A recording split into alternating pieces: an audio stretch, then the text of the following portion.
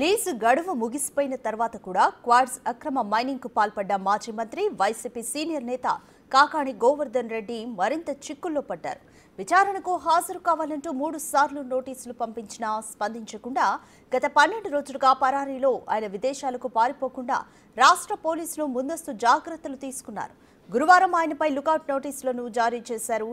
ఈ మేరకు దేశంలోని అన్ని ఎయిర్పోర్ట్లు సీపోర్ట్లకు అధికారులు సమాచారం పంపించారు. ఇప్పటికే కాకాణి ముందస్తు బెయిల్ పిటిషన్ను ఏపీ హైకోర్టు తిరస్కరించడం, మరోవైపు నోటీసులు ఇచ్చినా విచారణకు హాజరు కాకపోవడంతో పోలీసులు ఈ మేరకు చర్యలు తీసుకున్నారు.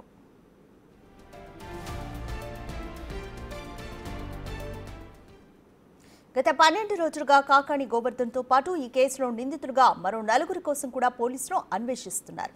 వీరి జాడ కనిపెట్టేందుకు నెల్లూరు జిల్లా ఎస్పీ కృష్ణకాంత్ సారథ్యంలో మొత్తం 6 పోలీసు బృందాలు ముమ్మరంగా గాలిస్తున్నాయి.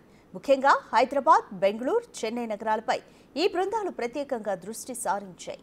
ఒకవైపు వీరి ఆచూకీ కోసం వెతుకుతూనే మరోవైపు క్వాడ్స్ అక్రమ తవ్వకాలు, మైనింగ్ కోసం భారీ ఎత్తున పేలుడు పదార్థాలు ఉపయోగించడానికి సంబంధించిన వివరాలను బయటకు తీస్తున్నారు.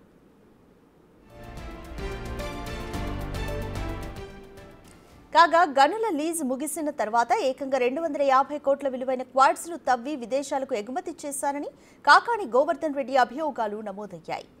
అక్రమంగా క్వాడ్స్ తరలింపు, ఎస్సీ ఎస్టీ అట్రాసిటీ, పోలీసులపై దూషణ వంటి సెక్షన్ల కింద పోలీసులు కేసులు పెట్టారు. ఈ కేసులపై దర్యాప్తును పోలీసులు వేగవంతం చేశారు. మరోవైపు ఈ కేసుల విషయంలో ముందస్తు బెయిల్ ఇవ్వాలంటూ ఆయన దాఖలు చేసిన పిటిషన్ను ఏపీ హైకోర్టు బుధవారం కొట్టివేసింది. ఉపశమనం కల్పించలేమని స్పష్టం చేసింది.